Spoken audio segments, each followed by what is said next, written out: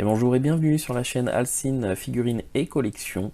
Aujourd'hui on s'attaque à une figurine de type Midclose, mais qui n'est pas une Midclose Saint Seiya. Là on est dans l'univers de Yoiden Samurai Troopers, en français les samouraïs de l'éternel. Donc pour ceux qui s'en souviennent, fin des années 80, on avait Saint Seiya à la télé, et puis on a eu des animés essayant de faire concurrence à Saint Seiya. Ça a été le cas des Samouraïs de l'éternel ou par exemple de la série Shurato. Donc pour ceux qui ne connaissent pas du coup cet animé, pour la petite histoire, ça a été produit par les studios Sunrise, avec une première diffusion le 30 avril 1988 et un dernier épisode diffusé le 4 mars 1989. Soit un total de 39 épisodes répartis donc sur 2 saisons, et puis ça comportera aussi 3 OAV à part du coup de la série. Voilà. Pour résumer un peu, on va essayer de faire ça rapidement, pour rentrer dans le vif du sujet. Les samouraïs de l'éternel, l'histoire en gros, on a Arago, aussi appelé Arcatacor dans la version française, empereur de l'outre-monde, seigneur des démons, blablabla, blablabla, qui fut du coup battu il y a 1000 ans par Kaozu, et qui va du coup répartir l'armure de Arago en 9 parties, chacune représentant un élément. Voilà. 1000 ans plus tard, Arago est de retour. Il a mis la main sur 4 morceaux de son armure, qu'il a confié à 4 de ses généraux humains. Et les 5 autres morceaux vont être confiés à 5 garçons, qui vont former les 5 héros de cette série, et qui du coup vont lutter contre les forces du mal et essayer de renvoyer Arago dans l'outre-monde. Voilà. Donc là en l'occurrence il s'agit du personnage Ryo Sanada, donc le porteur de l'armure Reka, donc l'armure du feu. Voilà, donc c'est une figurine qui a été produite par Bandai en 2009, sachant que depuis il y a eu d'autres versions, certaines des copies en plastique, des copies également en métal.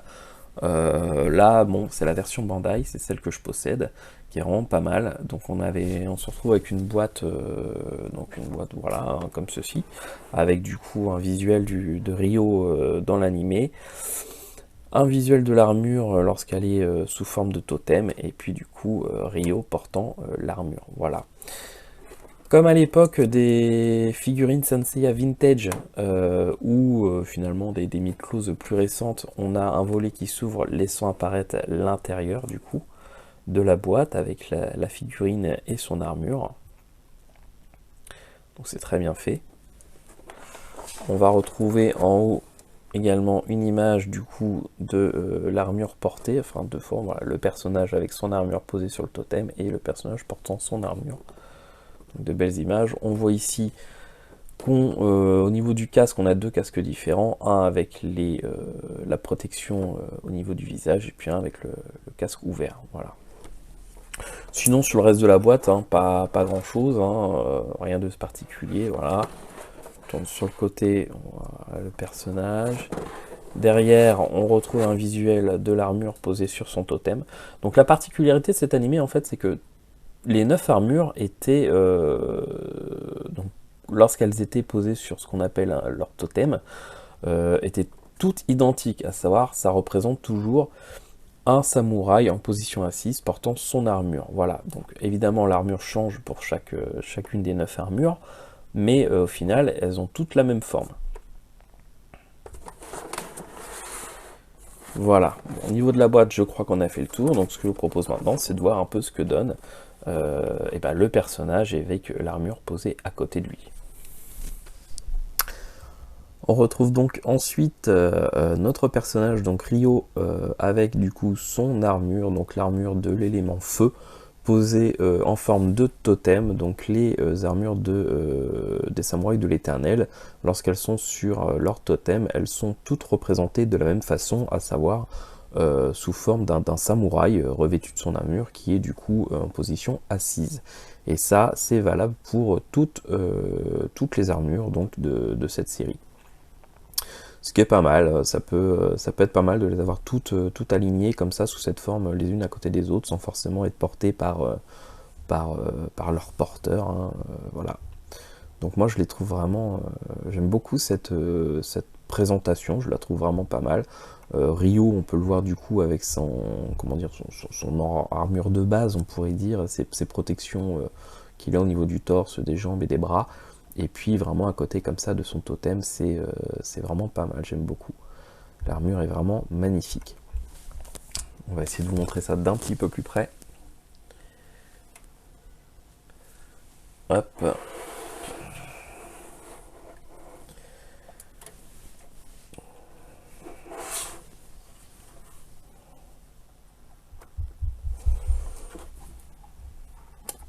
Voilà.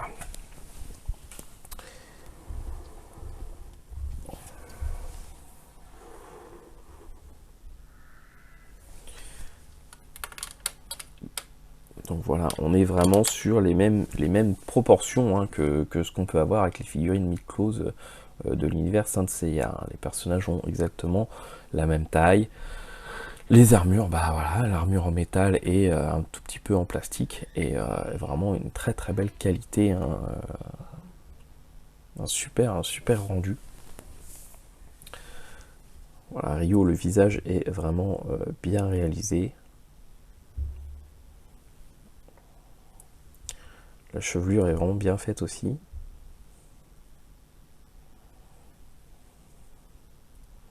On a des articulations qui sont assez raides, en tout cas suffisamment pour avoir du coup des poses dynamiques vraiment sympas. Vraiment pas mal d'éléments qui sont articulés, hein, même sous sa forme de base. Et c'est vraiment pas mal parce que même sous sa forme de base, en fait, le fait qu'il ait sa sous-armure, on va dire, ça donne vraiment un look pas mal. Ce qui fait qu'en fait, rien que sous cette forme-là, déjà, c'est une figurine qui est déjà très intéressante.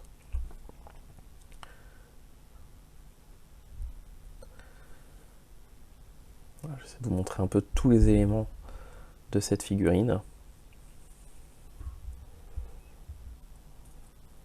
On a des articulations vraiment partout, hein, au niveau des hanches, au niveau du torse. Les bras tournent. On peut les mettre à 90 degrés. La tête pivote vraiment pas mal, hein, 360 sans problème. Les jambes, on peut les plier.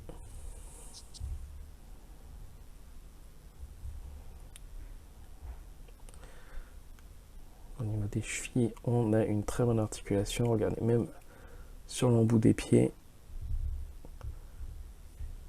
Donc c'est vraiment c'est de la très bonne qualité. Voilà.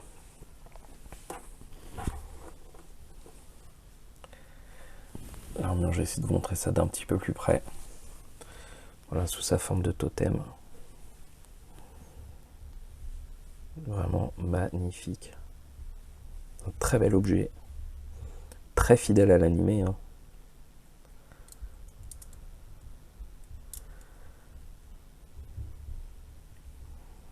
Voilà, très très belle. Donc voilà, donc sous sa forme, entre guillemets, sans avoir à porter l'armure, je vais maintenant vous montrer ce que ça donne une fois que l'armure est portée. Et nous revoici donc avec la figurine de Ryo montée donc de son armure, hein, une armure magnifique, étincelante, brillante, qui a vraiment très la classe. Les détails sont là, le visage est très bien fait. Bref, c'est vraiment une très belle figurine, avec de jolis sabres aussi. Des articulations qui sont vraiment très discrètes. Et c'est pour ça que j'aime beaucoup, j'aime vraiment cette figurine qui est vraiment... elle a vraiment été bien réalisée, voilà. Alors je ne l'ai pas montré tout à l'heure, j'ai oublié, mais du coup est également fourni un manuel, hein. On va essayer de dézoomer un petit peu, hop, dans l'autre sens. Voilà, donc un petit fascicule, hein, pour voilà, avec l'armure sur le totem de dos et puis l'armure portée de face, et puis dans lequel on va trouver pas mal de petites choses, hein. Ici, bon, je suppose que c'est un petit texte concernant le personnage, voilà. Ici, on va avoir l'inventaire de la figurine et de tout ce qui est fourni avec. Donc en couleur, hein, avec du coup chaque élément indiqué. Ensuite, on va avoir des petits conseils de montage hein, concernant la figurine de base, les différentes mains qu'on peut lui mettre, dans quel sens faut mettre les fixations sur les poignets. Ensuite, on va nous aider un petit peu pour ce qui concerne de mettre l'armure sur le totem. Voilà, les différentes fixations, comment s'y prendre. Et puis ensuite, on s'attaque du coup au montage de l'armure sur la figurine. Hein, donc, on lui enlève ses protections de base. Hein. On peut changer le coup. Voilà, des petites indications sur le montage, hein, comme d'habitude. La tête, on peut mettre deux têtes différentes. Voilà. Donc vraiment un beau petit fascicule, hein, une bonne petite notice de montage assez bien réalisée. Et puis du coup, qu'est-ce qu'il fournit également avec ce kit? Et là, on a une tête secondaire hein, avec une expression un peu plus dans l'attaque. Voilà, on va avoir la face avant du casque avec les protections. Hein.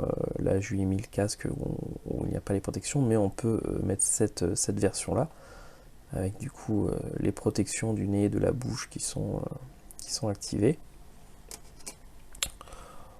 On va avoir ces deux sabres sortis de leur fourreau, avec vraiment une belle lame bien brillante, bien jolie. Voilà. Donc une pour chaque main. La possibilité avec un petit embout de les fixer, hein. Mais en même temps, on a déjà une seconde version où c'est déjà fixé à la base. Hein. Donc voilà, il n'y a pas besoin de s'embêter à en faire 36 000 différentes. Voilà. Très joli aussi.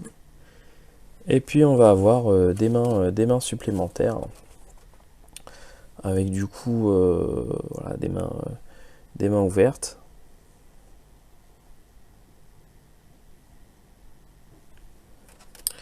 Et puis hop, un point fermé pour l'autre main que j'ai mis qui tient le casque, et puis du coup une main supplémentaire de l'autre côté pour tenir son épée. Voilà. Bah écoutez, on a fait le tour hein, de cette figurine. Je vais essayer de vous montrer ça un petit peu plus près. Voilà. Donc ouais, vraiment une très belle pièce.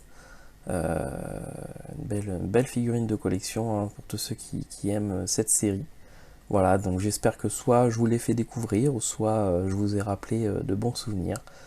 Et je vous dis donc à très bientôt pour une prochaine vidéo. Ciao tout le monde!